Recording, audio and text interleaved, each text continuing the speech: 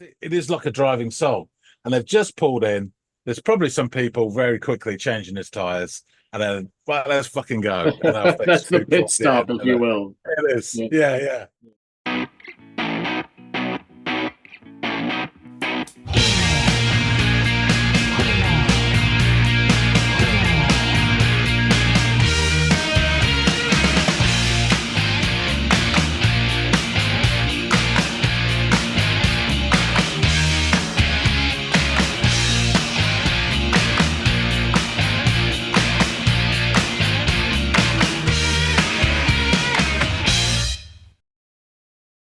Hey, everybody out there. Welcome back to another episode of the Audiophiles. It's Andy and it's John, and we are here to talk some music. John, you are going to be offering me up a song to go off and listen to. I'm going to do just that, and I'm going to come back and we're going to discuss, and you're going to inform me of all the interesting information surrounding the band and the tune. But that's the information I need first. Band and tune, sir. What'll it be? Okay, so the band is the Jimi Hendrix Experience. You may have heard of him. I've at least 3 of his albums, or their albums, I should say. Yes. So just to be clear, we have kind of talked about this off camera.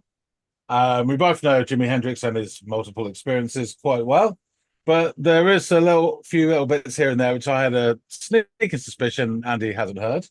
And I really like this, so I just thought it's a chance to get on the channel. So the track is called Driving South. Oh, okay.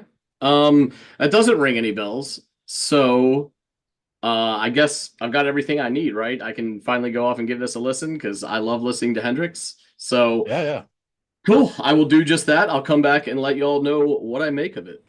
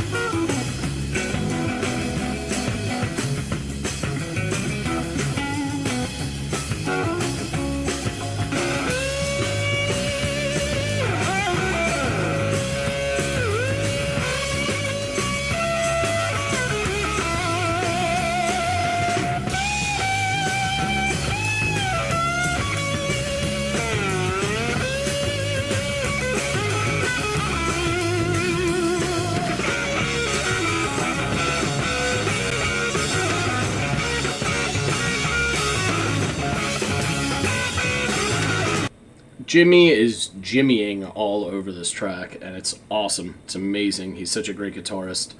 One of the all-time best guitarists. But, perhaps the unsung heroes of this track is that rhythm section. I mean, is it Mitch Mitchell and Noel Redding? I don't know if that's who it is on this recording. I assume it is because of the Jimi Hendrix Experience. But, golly... Mitchell's splashy drums with almost just a dash of jazz style to them. Fabulous. And Redding is like anchoring this whole song with that kind of rumbling but jaunty bass line underneath it. It's almost like danceable, the progression that he's playing there on his bass. And it's thick and it's filling out a lot of space, which you need in a 3-man act. I don't care how amazing Hendrix is. There needs to be some added depth below all of his wailing and screeching and just, virtuosity. It's amazing as it is, it needs to be anchored by rhythm, and these 2 men are doing a fabulous job at keeping his manic stylings somewhat grounded. But yeah, this sounds friggin' amazing.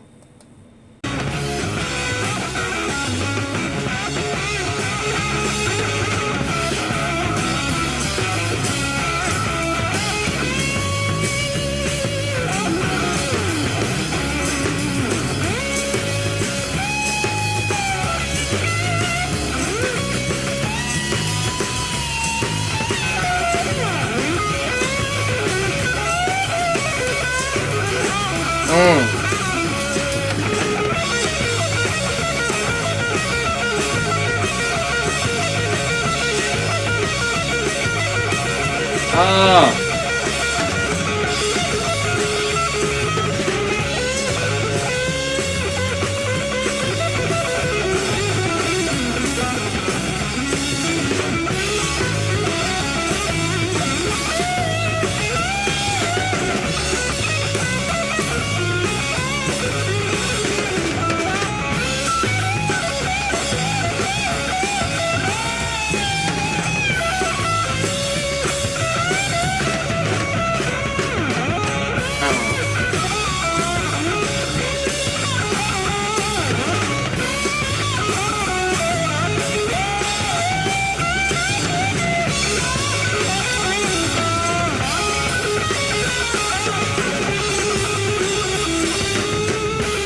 Mitch Mitchell is just killing these drum fills that he's peppering in there, and it's giving, like, I don't know, it's like underscoring a lot of what Jimmy's doing on the guitar and adding like some different sounds and dimension to the song and not making it just guitar centric.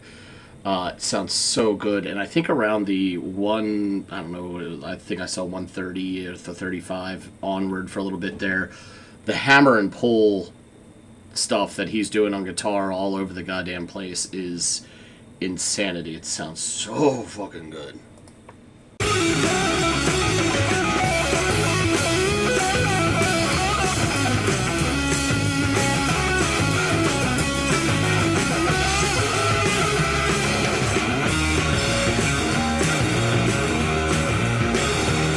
We'll switch up.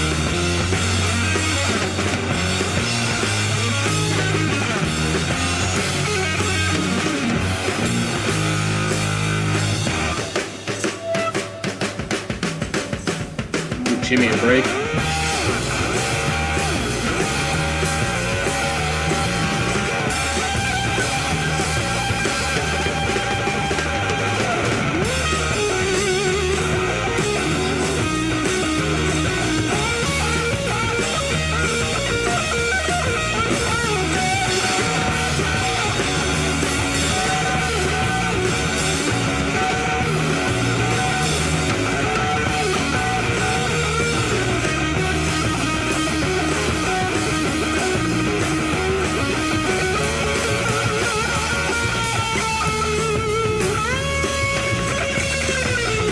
Oh.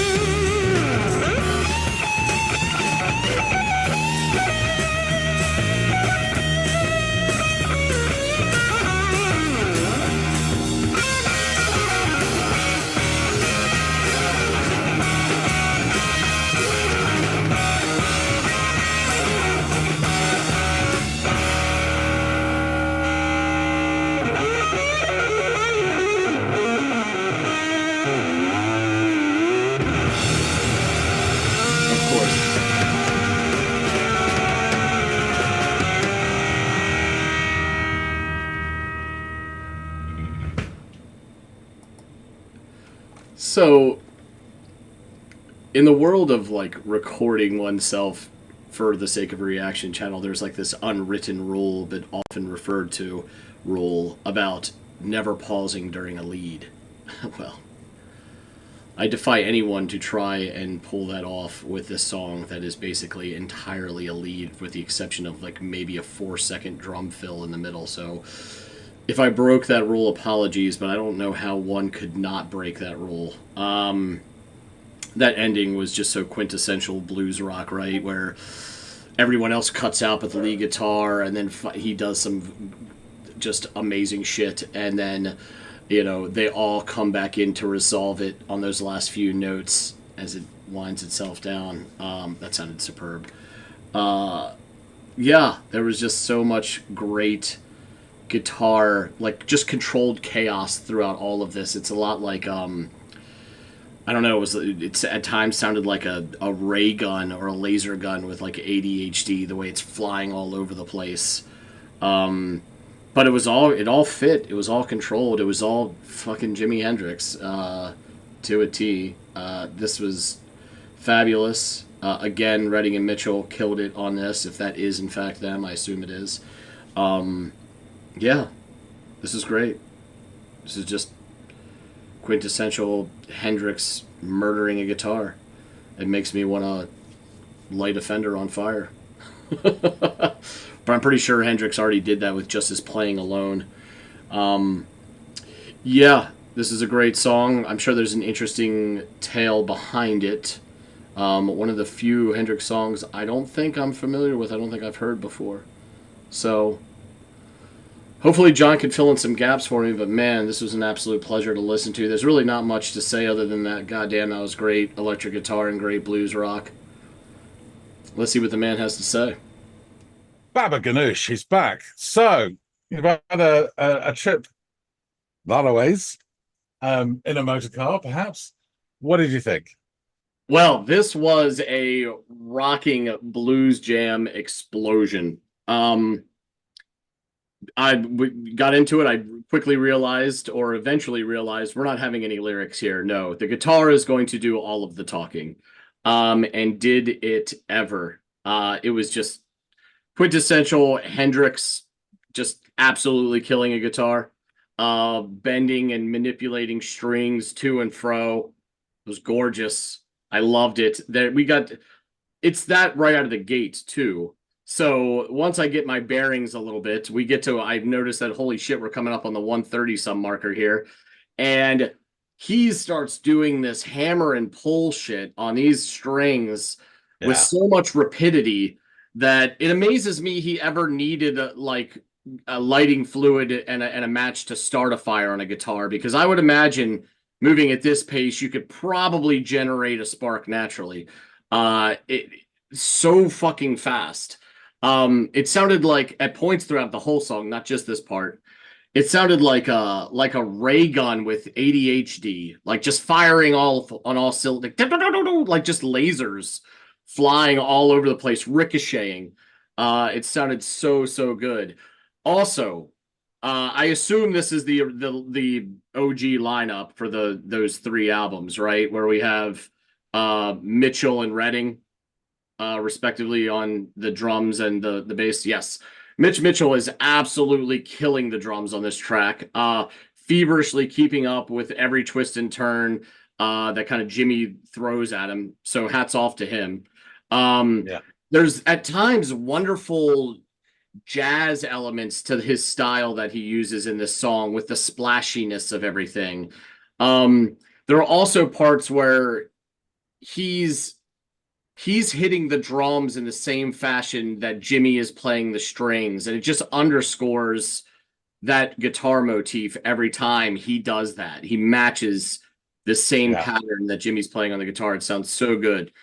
And while I'm giving flowers to the musicians on this track, not named Jimmy, you have to acknowledge Noel Redding's bass playing on the track, because Jimmy's all over the map in the best way possible, as he's wont to do.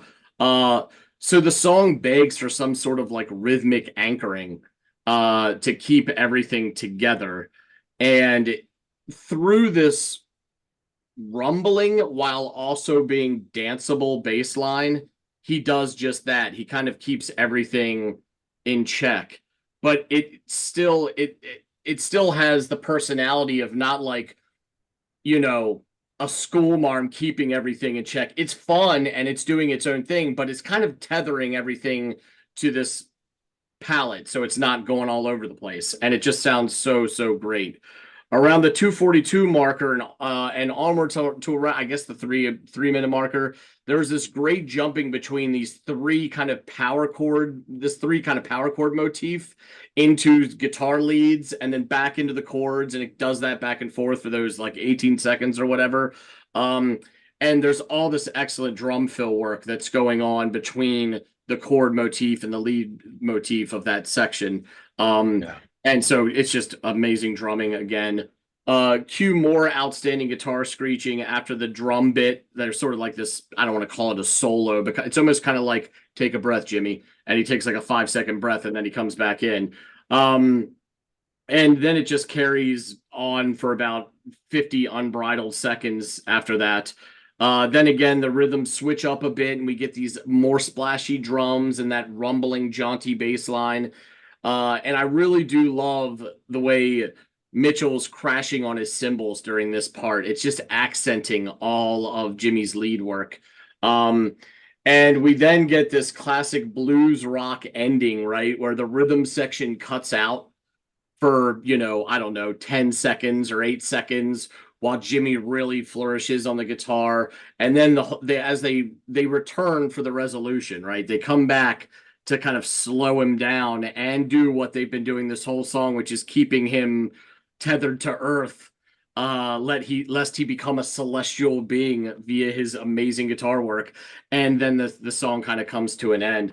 It was awesome. I loved it. I didn't have to and you don't have to do this with a lot of Jimmy songs anyway. Usually his stuff's pretty cut and dry lyrically, but it just left you just to focus on the beauty of these three instruments working together to create this awesome song. And yeah, I loved it, and I don't believe I'm familiar with this or have heard it before. Which begs the question, do I simply not recall having heard it on one of those three albums? Or is this something completely divorced of those and it was okay?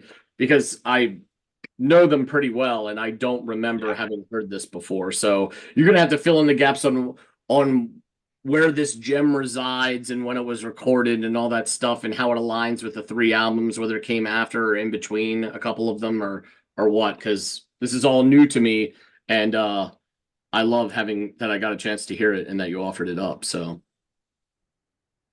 Cool. Excellent. Excellent. Yeah, it's a banger. I'd say in Hendrix tunes, it's in my top 5, maybe top 3.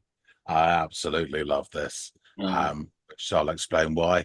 So yeah, personally, I sort of started listening to Hendrix when I was about 13, maybe 14. And all the sort of standard stuff. I think actually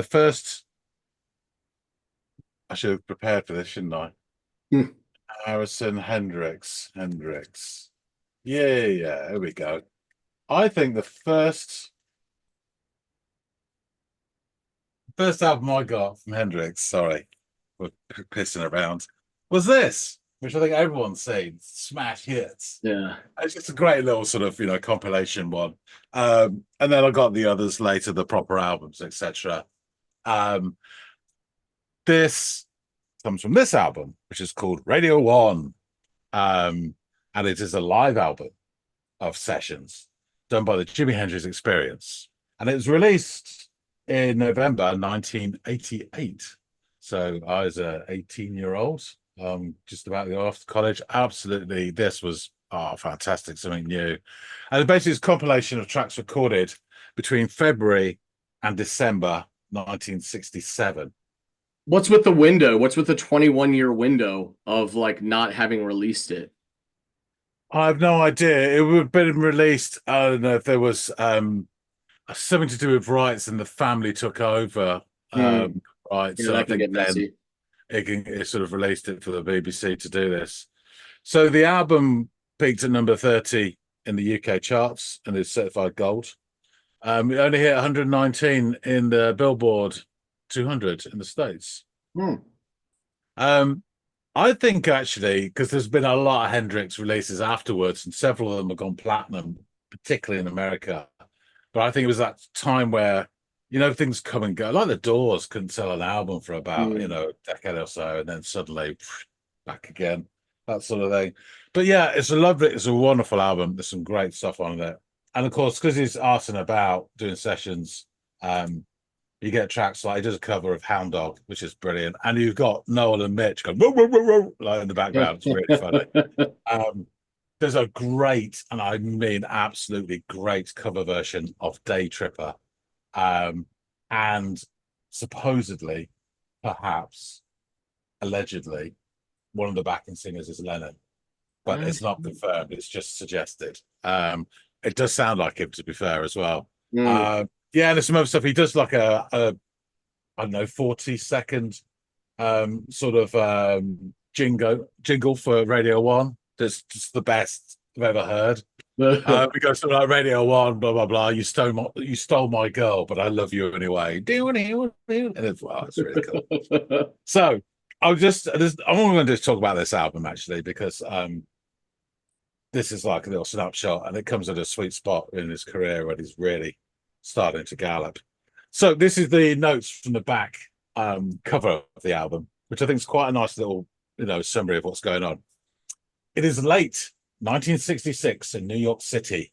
A young, struggling guitar player known as Jimmy James is in the midst of a blistering set at the Cafe Wah in Greenwich Village. In the audience is Animal bassist Chaz Chandler, contemplating a career change to artist management. Chandler is flawed. In a flash, Chandler whisks his discovery across the Atlantic and hooks him up with a crack rhythm section. Noel Redding on bass, Mitch Mitchell on drums. Jimmy James is now Jimi Hendrix, and the Jimi Hendrix Experience is born. Out of nowhere, or perhaps from another galaxy, a new act is poised to explode into the fertile British pop world. By the start of '67, Jimi Hendrix is the darling of the British music press, and the Jimi Hendrix Experience is a must-see on the London club circuit. Their first single, Hey Joe, is rising up the charts, yet Hendrix is still virtually unknown in the United States. But by the year's end, he has become an international phenomenon, headlining London's Albert Hall. During that busy year of '67, the Experience released Are You Experienced? And at the end of it, Access Bold of Love. They also toured England and Europe twice, in addition to touring the States, supporting the Monkees. They astounded audience at the Monterey Pop Festival as well. Fortunately, the trio squeezed in 5 sessions for BBC Radio, of which this anthology is compiled. From the inner notes, this is quite interesting, I think, anyway. The sessions were recorded at the BBC Playhouse Theatre in Charing Cross. To give some context, there were 3 different shows it was featured in, and one of them, the Saturday Club, was listened to by almost half the country's population, 17 to 18 million listeners every week. So that's how important it was. Everyone appeared on that, Stones, Beatles, whatever. During the first session, Jimmy's innovative sound proved to be a major headache for the engineers. And after many takes of each song, they were becoming frustrated. Finally, the producer, realizing the session was cutting into valuable drinking time of all involved, said, Look, Jimmy, I'm terribly sorry, but we seem to be getting quite a bit of distortion and feedback. We just can't seem to correct it. Hendrix set them straight, and before too long, they were off to the pub. This session, which this song featured in, was recorded for a Radio 1 show called Top Gear. Now, in the summer of '67, veteran producer Bernie Andrews had hired pirate radio DJ Mr. John Peel to host the show. Mr. Peel, even back then, had the knack for discovering and exploring the more experimental and psychedelic acts of the era, something which we carried on doing for decades. And for a typical 3.5-hour Top Gear session, 2 bands would record 5 tracks, all of them onto a mono recording track. Stereo and multi-tracking wasn't available at the BBC then, '67. Just Abbey Road, places like that, special. So it was almost recorded as live, basically. The budget for the show was £500, which back then was around about $750, of which Hendrix would probably receive around 10% for his efforts. Oh my God. And the producer, Andrew, said of Hendrix, he always seemed to be stoned, but in the nicest way. He was very gentle, cooperative, and easy to work with. On the actual sort of inside gate, this is a gatefold double LP, and inside it's got a summary of each track. And it says "Driving South." This is the write-up inside. Alone, worth the price of admission. Supercharged, surf-infused R&B instrumental, originally performed with Curtis Knight and the Squires. Showcased for Jimmy the Virtuoso. When your battery needs recharging, plug this in for a dazzling jolt of rhythmic energy, guaranteed to get you a speeding ticket. I will say this track, it's that perfect. I mean, one of the things I actually love about Hendrix, and there's a couple of songs on here, Hear My Train Come In, and I don't know what the others he does, but just a couple of Muddy Water songs as well. Hendrix playing the blues, I absolutely adore. because we know he has that speed and power, but he has such touch. Mm. It's just beautiful. And I think on this track, you've got this lovely combination of this drive, the technical ability, that power, but also that touch that's kind of blues fused in the song.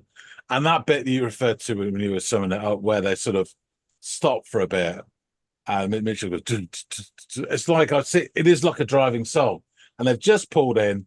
There's probably some people very quickly changing his tires, and then right, let's fucking go. And off they That's the speed pit towards the stop, end if of you it. will. It is, Yeah. yeah, yeah. Yeah. And I love it. I absolutely love it. So I adore this song, and it just is. Oh, it's just awesome. Some contemporary reviews, sorry, of this album when it came out. The Village Voice said that Radio 1 is a good an introduction to Hendrix music as the 67 debut I experienced, because while non-fanatics do not have to listen to different versions of the same songs, Hendrix versions do bear scrutiny like no other rock and roll. They're also impressed, particularly with the previously unreleased covers of Hound Dog and Curtis Knight's Driving South, calling them first rate. So Curtis Knight, I have heard some stuff, but for some reason it never stuck. But he met him in I think it's 65 or 66, and he played with him for a while in his band. So that's Okay. how they got this song. Rolling Stone deemed it an all-important Hendrix album that documents his artistry as it developed in its earlier stages, showcasing his blues roots, lyrical ballads, and frenzied guitar playing. It covered a period of accelerated evolution for Hendrix in 67. I think that's pretty clear to see from I Experience to Access Bottle Love. It's just a big old step. And his performance at the Monterey Pop Festival, as mentioned before. And they said, quote, "This is the sound of Hendrix reinventing rock and roll, almost day by day in his own image. It is also the sound of Hendrix coping with the pressure and pain that were part of his reward. There's no other experience on record like it." And following that, contemporary review in 1992, the Rolling Stone Album Guide wrote that from the deluge of posthumous albums released after Hendrix's death, Radio 1 was one of the most exciting. So there you go.